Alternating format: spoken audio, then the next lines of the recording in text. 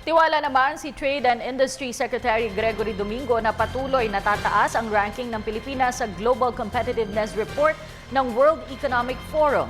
Sa kanyang pagdalo sa budget hearing ng Kamara, sinabi ni Domingo na target ng ating bansa na maiakyat sa ika-4 na po ang ranggo ng Pilipinas sa pagtatapos ng termino ni Pangulo Aquino sa 2016. Paliwanag ng kalihim na natiling matatag ang pundasyon ng ekonomiya ng bansa at patunay dito ang pagdagsa ng local at foreign investments. Ayon sa WEF, ang mga reformang ipinatutupad ng Administrasyong Aquino ang susi upang patuloy na lumago at maging matatag ang ekonomiya ng ating bansa.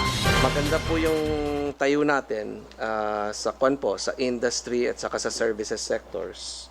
Yung industry po primarily dalawa yung component noon, manufacturing at saka construction. On both sides po, double digit ang growth natin.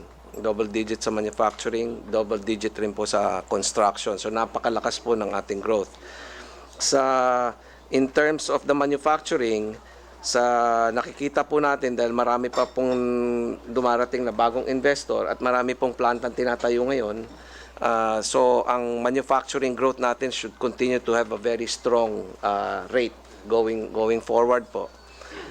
Yung ating construction is the same thing. Dahil habang lumalakas manufacturing mo, dumadami yung planta kailangan itayo, dumadami rin po yung building na kailangan, office building na kailangan tayo dahil po doon sa services growth rin natin. At saka dumadami rin po yung demand for housing